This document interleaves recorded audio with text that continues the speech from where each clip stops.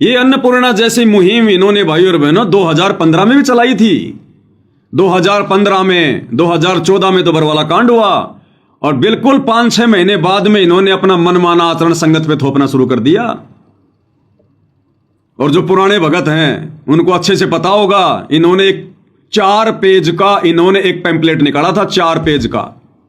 दास आपको दिखा देता है, थोड़ा सा उस पैम्पलेट की शक्ल दिखा देता है, क्योंकि दास के पास में भाई और बहनों इनके सारे कुकर्मों के काले कर्म हैं, सारे कुकर्मों के काले कर्म।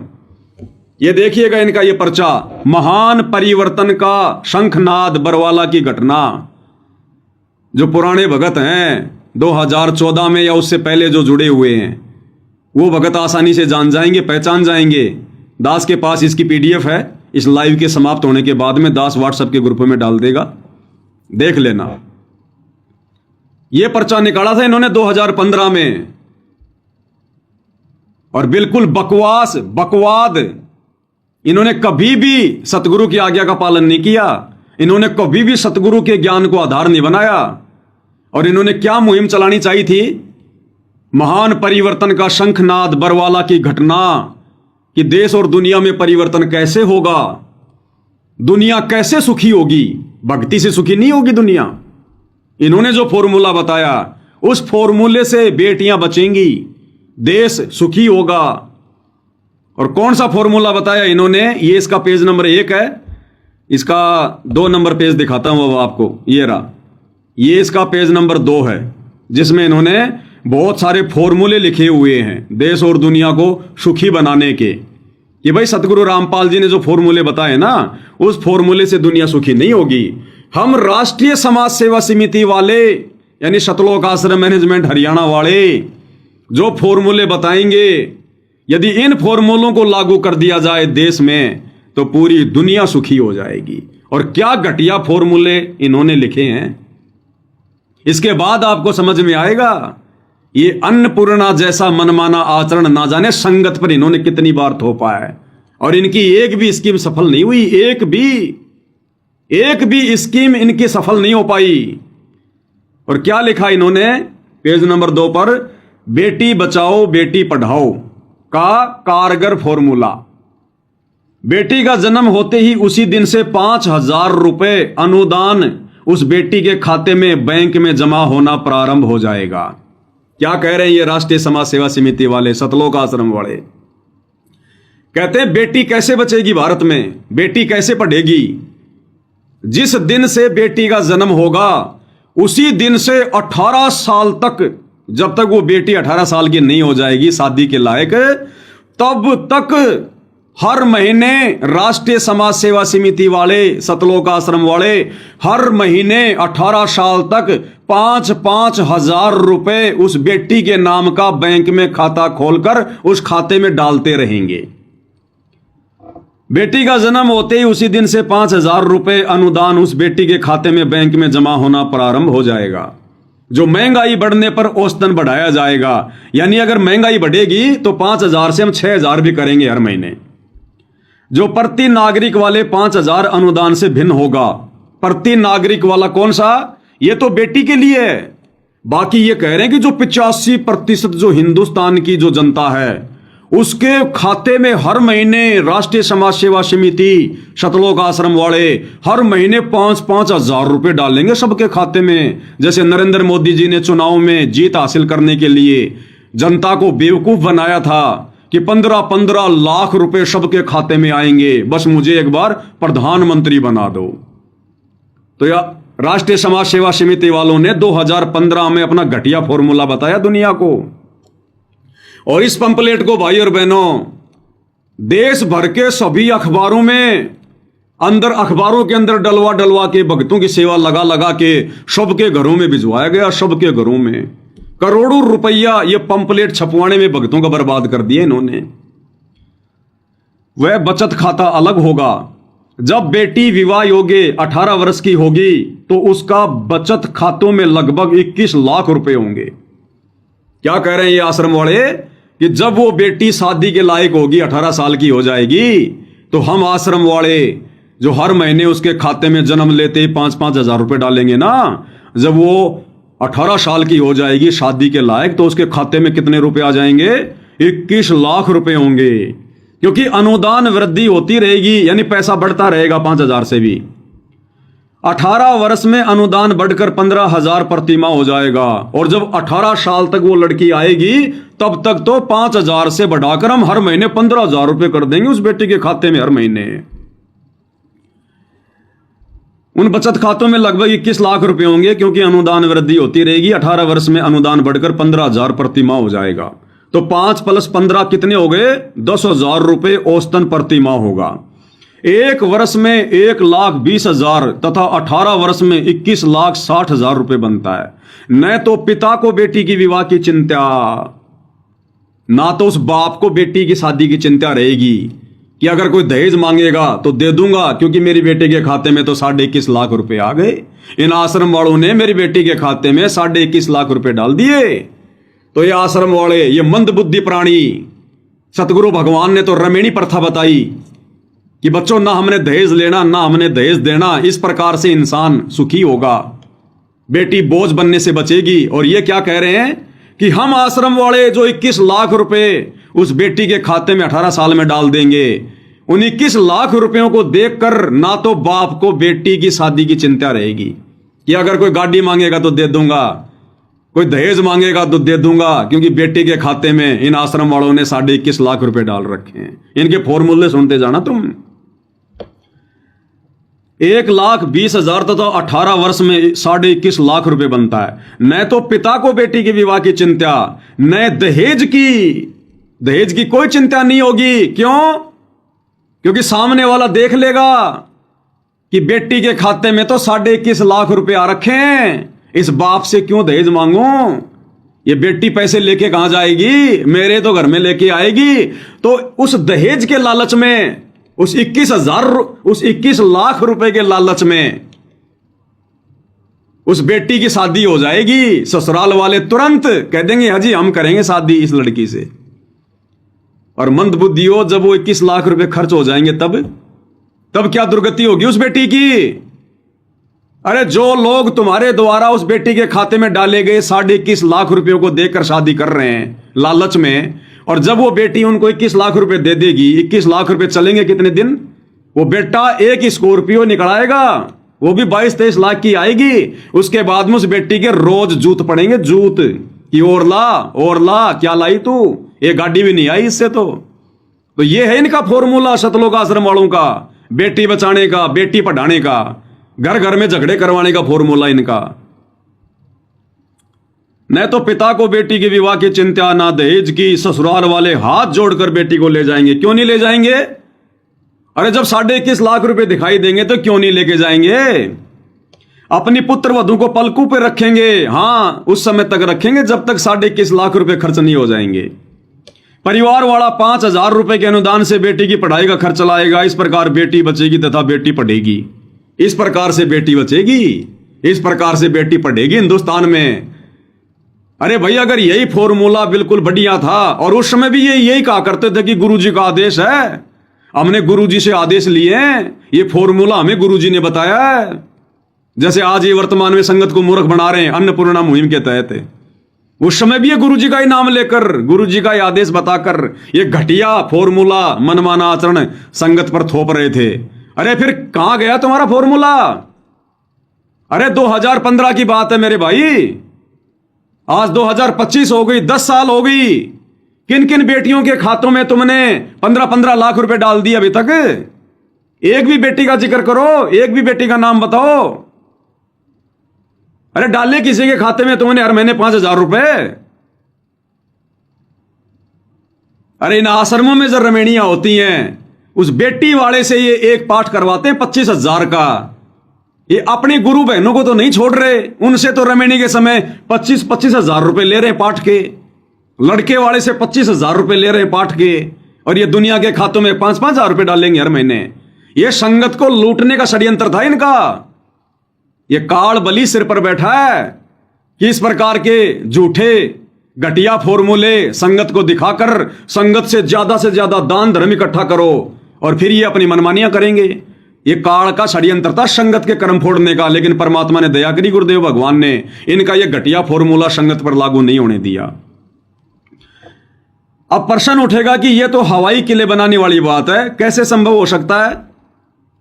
तो आश्रम वाले क्या कह रहे हैं कि ये कैसे संभव होगा? देखना इनका उत्तर जैसे ऊपर एक मंत्री के एक घोटाले की राशि 1,75,000 करोड़ रुपए, जिससे 29 करोड़ 16,66,666 व्यक्तियों को एक वर्ष तक 5,000 रुपए प्रतिमाह अनुदान दिया जा सकता है।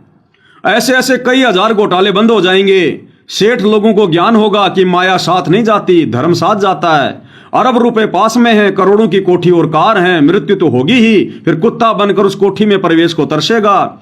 फिर वह सेठ अपने देश के गरीब भाई बहनों के लिए राष्ट्रीय समाज सेवा समिति को दान किया करेगा। देख लो भाई और बहनों, सतगुरु को दान नहीं किया करेगा। वो सेठ लोग ज्ञान से परिचित होकर किसको दान करेंगे? राष्ट्रीय समाज सेवा समिति को। इतना आसान है क्या? दुनिया वाले सही सवाल कर रहे हैं कि ये तो हवा में किला बनाने वाली बात है तुम्हारी, कि हर महीने 18 साल तक बेटी के खाते में 5-5 लाख रुपए, 5-5 हजार रुपए डालोगे और हर देशवासी को हर महीने 5-5 हजार रुपए दोगे। ये संभव ही नहीं हो सकता, और वास्तव में संभव नहीं हो सकता भाई और बहनों, क्योंकि सतगुरु के भक्ति मार्ग में नहीं है ये तो काल का फॉर्मूला था संगत को लूटने के लिए, ठगने के लिए।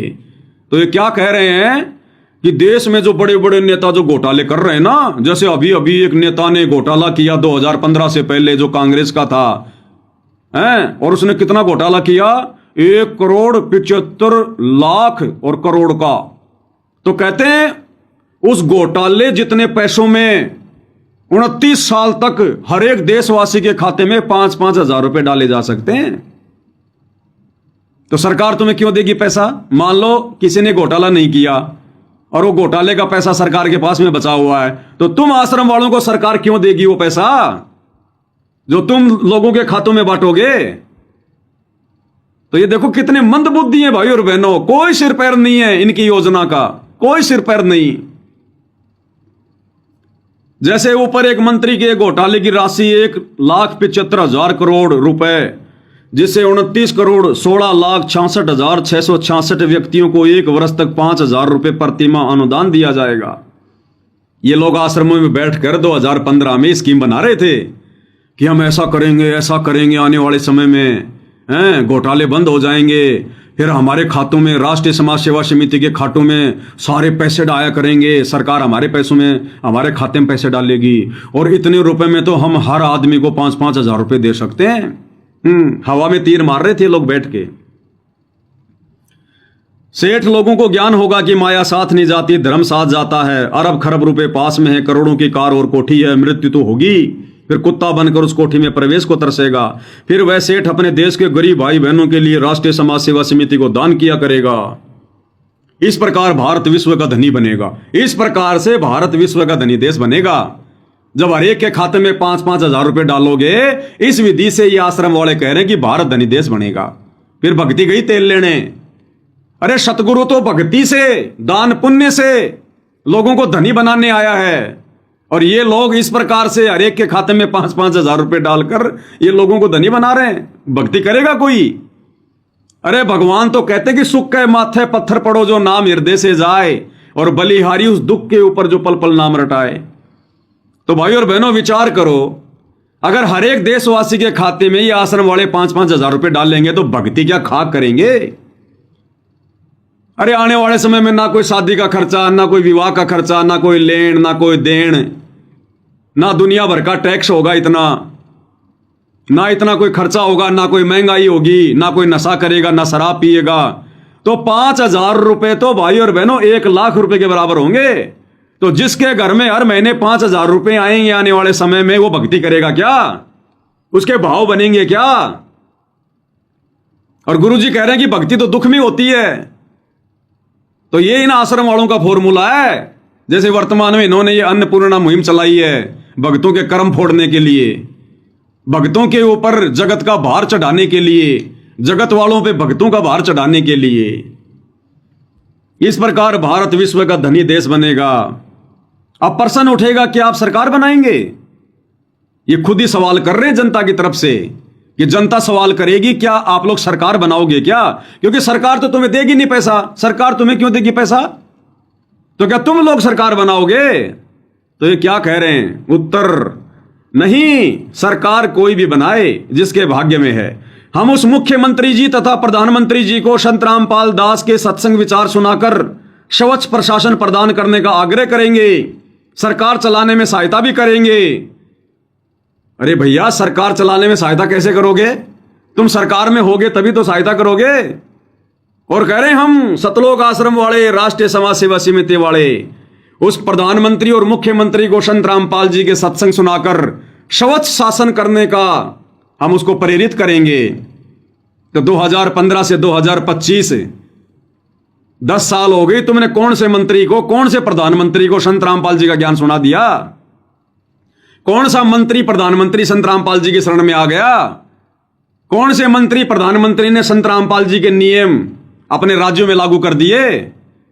अरे 10 साल हो गई, भारत के प्रधानमंत्री नरेंद्र मोदी ने तो 10 साल में संत रामपाल जी का एक बार भी अपने मुंह से नाम तक नहीं लिया। हरियाणा के मुख्यमंत्री ने कौन सा नियम मान लिया संत रामपाल जी का, जिसकी दिन रात तुम लोग चापलूसी कर रहे हो? हम सरकार चलाने में सहयोग करेंगे, प्रधानमंत्रियों को ज्ञान समझाएंगे।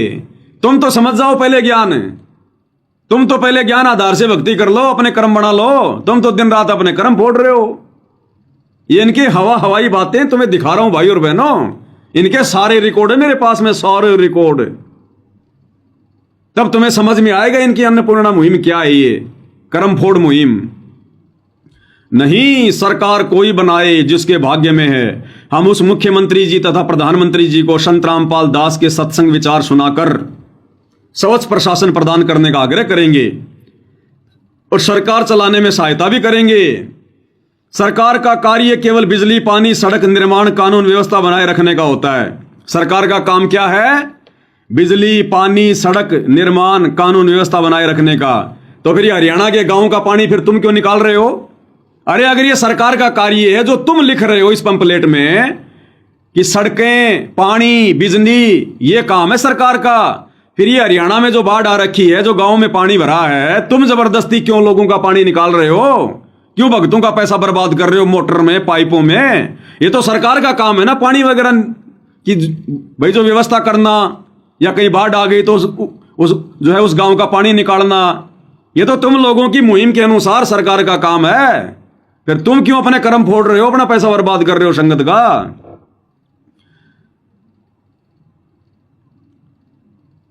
सरकार का कार्य केवल बिजली, पानी, सड़क निर्माण, कानून व्यवस्था बनाए रखने का होता है। वह तो घोटाला करने के पश्चात भी चलता रहता है। हम तो घोटालों वाला पैसा गरीब जनता को अमीर बनाने के लिए सरकार से प्रयोग करवाएंगे। तुम्हारी क्यों मानेगी सरकार भाई?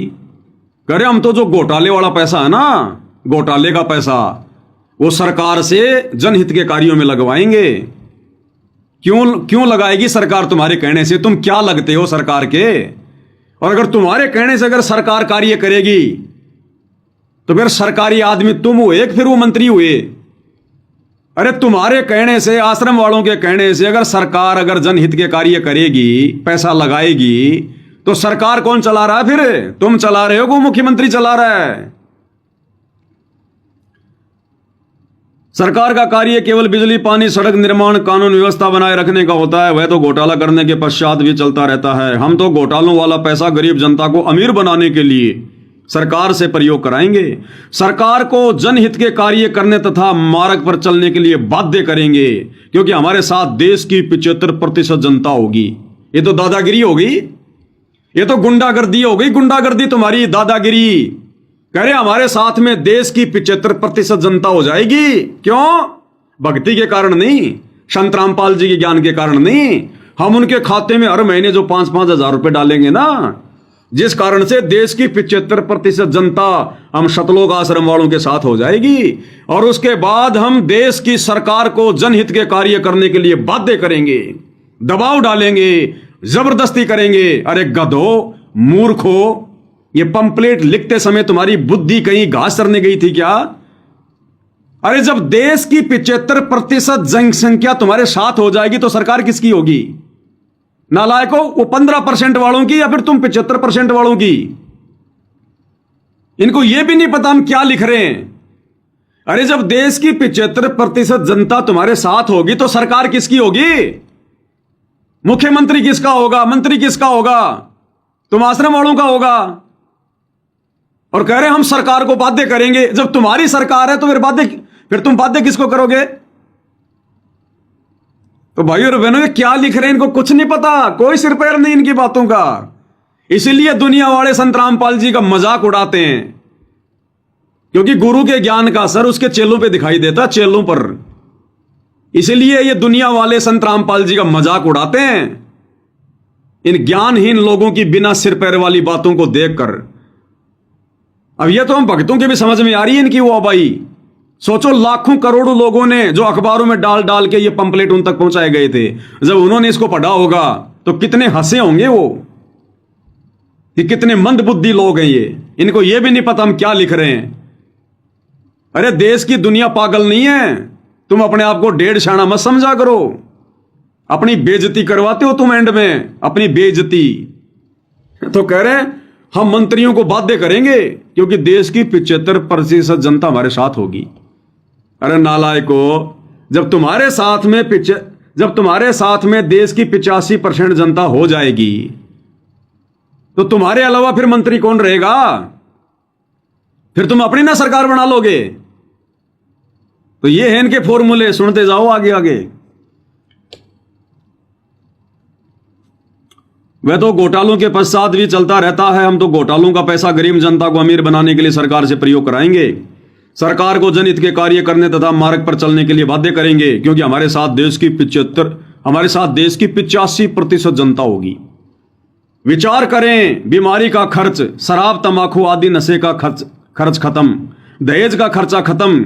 दहेज तो ये खुद दे रहे हैं और कह रहे हैं दहेज का खर्चा हम खत्म करेंगे।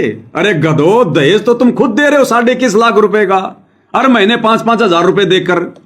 दहेज तो तुम खुद दे रहे हो और कह रहे हैं दहेज का खर्चा खत्म। फिर अपने आप देश की जनता अमीर हो जाएगी। वो 21.5 लाख में देश की जनता अमीर हो जाएगी। अब प्रश्न उठेगा, इससे तो जनता कामचोर हो जाएगी। बिल्कुल सही बात है, जनता कामचोरी होगी इससे तो। अरे हर महीने जिसके खाते में 5-5 हजार रुपए आएंगे वो क्यों मजदूरी करेगा, क्यों मेहनत करेगा? बैठा बैठा खाएगा आराम से, वो तो कामचोर हो जाएगा। अब प्रश्न उठेगा, इससे तो जनता कामचोर हो जाएगी। उत्तर नहीं, रोटी कपड़े का खर्च तथा बिजली पानी का खर्च भी उसके लिए तन मन से कार्य करेंगे। कहते हैं रोटी कपड़े के लिए तन मन से कार्य करेंगे लोग। अरे गधो, फिर तुम वर्तमान में लोगों को रोटी कपड़ा क्यों दे रहे हो? फिर तुम वर्तमान में लोगों को रोटी कपड़ा क्यों दे रहे हो, राशन क्यों दे रहे हो अन्नपूर्णा मुहिम के तहत? कि नहीं नहीं नहीं, लोग अपने रोटी कपड़े के लिए भी तो काम करेंगे, तो रोटी कपड़ा भी तो तुमने देना शुरू कर दिया। तो जनता कामचोर बनेगी कि नहीं बनेगी? जिस चीज के लिए भाई और बहनों इन्होंने 2015 में मना किया था कि अपनी रोजी रोटी के लिए, अपने घर के राशन के लिए, अपने कपड़ों के लिए, बच्चों की शिक्षा के लिए लोगों ने खुद ही मेहनत करनी पड़ेगी। आज देख लो अन्नपूर्णा मुहिम के तहत ये लोग दोगली बात कर रहे हैं, दोगली। लोगों के घरों में जा जाके उनके कपड़े, राशन, पढ़ाई का खर्चा, रोटी कपड़ा मकान शिक्षा है, ये इनका नारा है। रोटी कपड़ा शिक्षा और मकान सबको देगा कबीर भगवान। और 2015 में इस पंपलेट में क्या लिख रहे हैं?